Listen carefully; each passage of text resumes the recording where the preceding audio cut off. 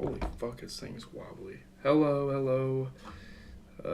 Can you guys hear me? Yes, you can. Testing. We are here with the video. We're here with Black Mirror, the second episode of season 3. I can't believe I'm returning back to here, but I'm actually kind of happy I am. Returning back to the series. There's no music coming out today, like any large albums. I mean, Drake's coming out that next week. Tizo came out the week before this week. So, yeah. I gotta get some videos out. You know, we got this. We have an Ozark review. I'm gonna be done for the day. I might stream tonight. I'm not really sure. But playtest. Let's go. So, after his father dies from Alzheimer's disease, Cooper, played by Wyatt Russell, travels the world ignoring phone calls from his mother, which is really fucked up, honestly. This story kind of sets up to kind of have a fucked up ending. Man, it's pretty dark, you know, once you kind of get to the end. So in London, he spends a night with the technology journalist Sonia, played by Hannah John Kamen. I feel like she's been in some movies before. He is forced to stay with her after his bank account is drained when he becomes victim to identity theft, but finds a paid offer to playtest a game for Saito Gameu. I don't know. I guess that doesn't really exist in real life. Otherwise, that company would probably like sue Black Mirror, the creators of Black Mirror, and like the Netflix studios and stuff. But yeah, so he's lost his money. Someone took his money, pretty much drained his credit card or his card, whatever, blah blah blah, drained his bank accounts, you know. And so now to pay it back, he wants to playtest a game, and apparently this has happened to him before. He made it kind of sound like he's gotten his money taken like this, and he has to kind of find jobs in different countries, and it kind of creates an opportunity for him to have more memories, I guess. So I guess he can be thankful for that. So at the company's building, he is met by Katie, played by Wonmu Mosaku, in an experiment room.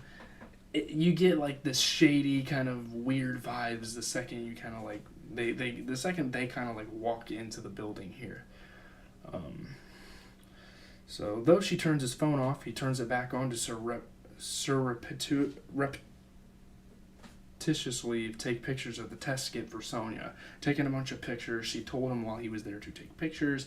Obviously, they're not going to let him have phones out for that sort of purpose because a lot of this stuff is top secret. Like, this company doesn't want people to know that they're working on these certain projects.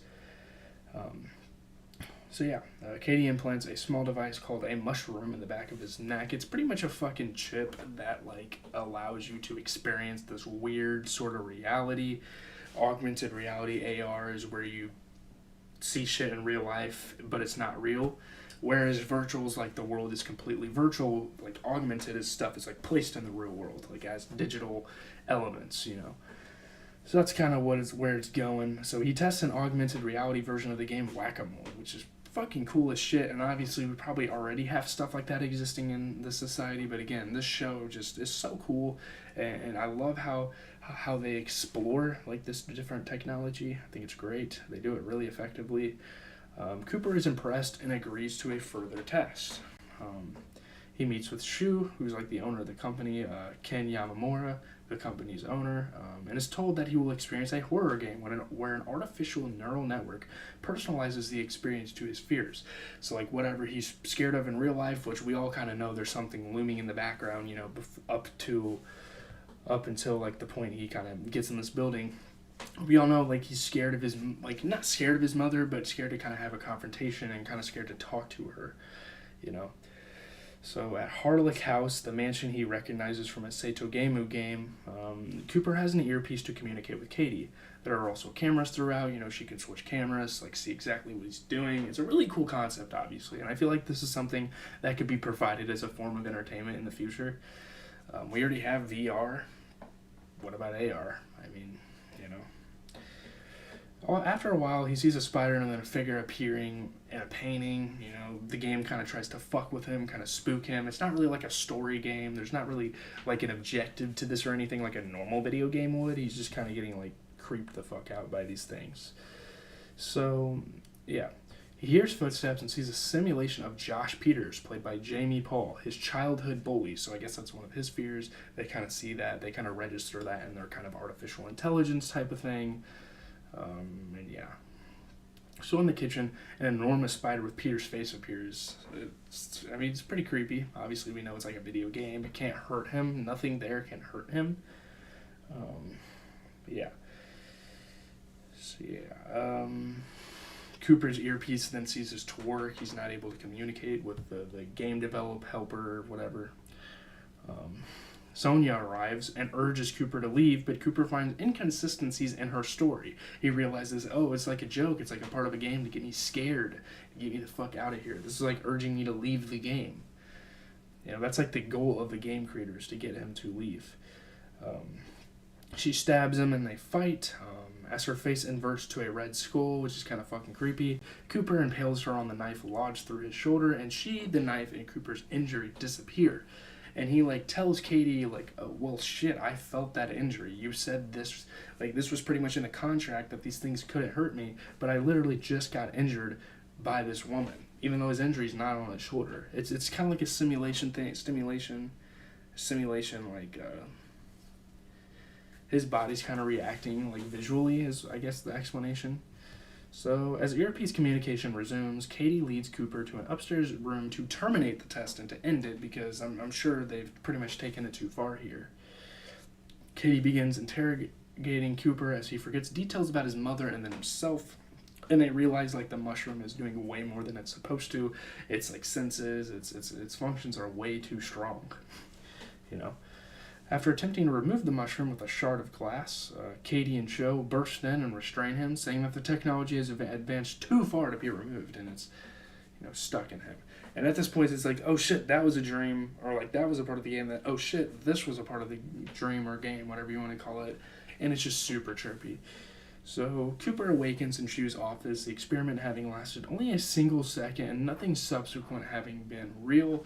So I guess they not only play on the fact of, like, augmented reality, kind of that concept, but they're also kind of, like, talking about possibly, like, time freezing and, like, how fast you can do something in a second. I don't know. It's like a dream, you know. Dreams, they seem to last throughout the night, but really, like, those are pretty quick, you know. So Cooper returns home to find his mother, played by Elizabeth Moynihan, who does not recognize him, dialing his number repeatedly. So this mushroom thing must have really done something to him. Back in the first experiment room, Cooper yells for his mother as the mushroom kills him. It's fucked. Cooper was in fact killed within 0.04 seconds by a phone call from his mother, causing signal interference with the device, the subsequent experience existing only in his head. Now, I'm not really sure the cause of death. It's kind of a mysterious ending to this film. I don't know, or for this episode, it's not really, I mean, I guess it's like a short movie. I'm not really sure how he died there. I guess his brain just, like, turned to mush. The directing this episode, by the way, was pretty good. I got a couple things to say.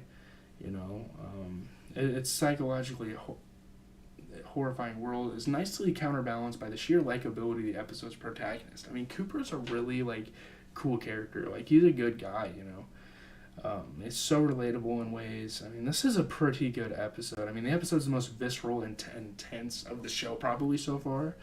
Enjoyably sinister. I mean, the plot and the meaning were interesting. The ending was, nah, I don't know. It was super confusing. But, I mean, it never digs particularly deep. You know, a disappointingly unfocused plot about a fairly cliched concept, you know, wasn't all that good either. I mean, the resolution of questions raised in the first half of the episode is disappointingly facile. Like, they don't really cover a whole lot. You know, the episode is choosing to swap deeper probing for a succession of clever shocks. I mean, there were too many twists, the final one being a shrug of a conclusion that's a little more than a dark joke. You know, the final reveal feels a little forced, flaunting the tragedy of Cooper's death. You know, the twist is an endurance test of what is real fake-out endings, I guess. It's bitterly funny as a punchline and as keeping with the theme of the show, you know. The ending was particularly... I don't know how to feel about it. I mean, the genuine expressions of hopelessness and confusion, there is kind of some effectiveness there, but it's really interesting for me. The directing, setting, and effects were great. I mean, creepy moments and jump scares are built up well, timed appropriately. The approach to horror was sparing. It worked so fearsomely well. I mean, Trachtenberg, who, with the director, is simultaneously able to draw attention to and joke about horror movie tropes while still having the scares land. You know, the Harlech House is an incredible set. You know, the special effects were fantastic throughout. The pacing in the first half of the episode is kind of slow. But I don't know, the hour-long runtime, lengthier than episodes in previous series, was kind of a strength and a weakness at the same time. I'm not really sure how I feel about that. Russell's performance was awesome. His character is a cheerful American fish out of water and an ambitious and somewhat dim-witted American.